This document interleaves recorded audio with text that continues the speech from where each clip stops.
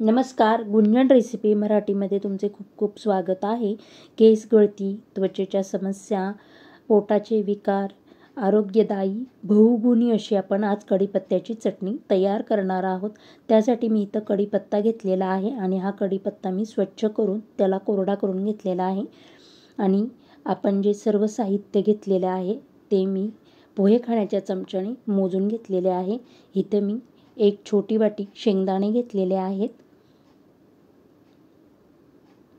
3 चमचे सुक्या खोबऱ्याचा किस, 3 चमचे गावरान पांढरे तीळ घेतलेले आहेत, एक चमचा जिरे, 1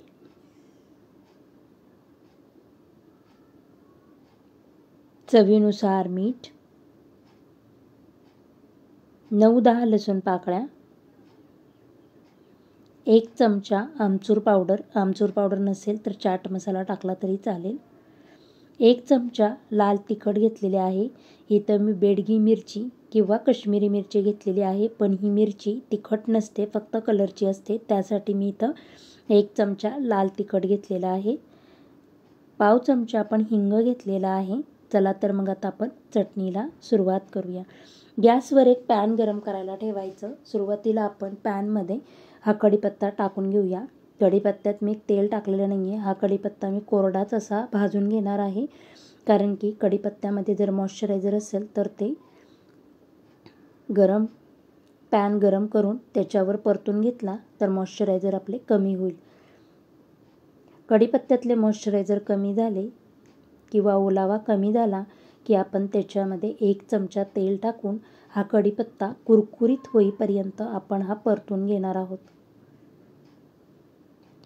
ही कढीपत्त्याची चटणी आपण डाळ भात, पोळी, भाकरी याबरोबर खाऊ शकतो. कढीपत्त्याच्या चटणीत थोडं तेल टाकायचं आणि पोळीला लावून लहान मुलांना दिली तर मुलं देखील आवडीने खातील.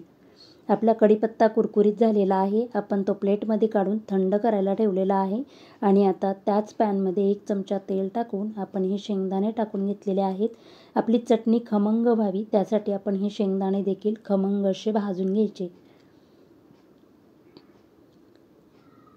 शेंगदाणे आपले खमंग झाले की त्यामध्येच लसूण पाकळ्या, बेडगी मिरची, पांढरे तीळ, जिरे टाकून आपण हे सर्व साहित्य एक 5 ते 7 मिनिटं खमंग असे भाजून घेणार आहोत.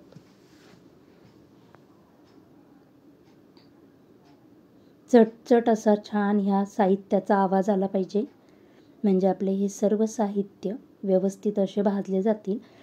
आणि त्यानंतर आपण ह्या सुक्या खोबऱ्याचा किस आणि पाव चमचा हिंग टाकून 1-2 मिनिटं आपण परतून घेणार आहोत.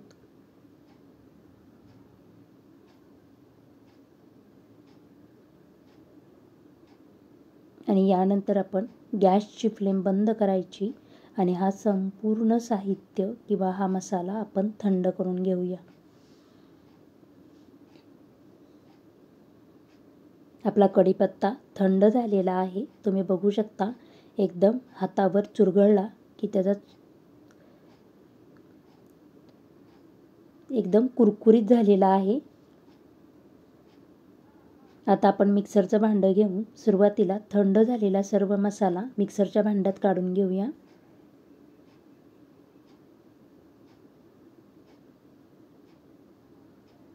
त्यावरच आता आपण कढीपत्त्याची पाने,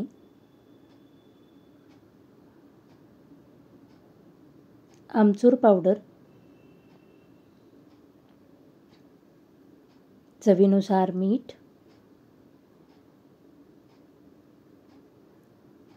लाल तिखट टाकून आपण मिक्सरला थोडं जाडसरच असं वाटून घ्यायचं. जास्त बारीकही वाटायचं नाही, थोडं जाडसर वाटून घेऊया. आपली कढीपत्त्याची चटणी तयार झालेली आहे. तुम्हाला जर माझा व्हिडिओ आवडत असेल तर प्लीज लाईक, शेअर, सबस्क्राईब करा. अशा पद्धतीने आपली बहुगुणी कढीपत्त्याची चटणी तयार आहे.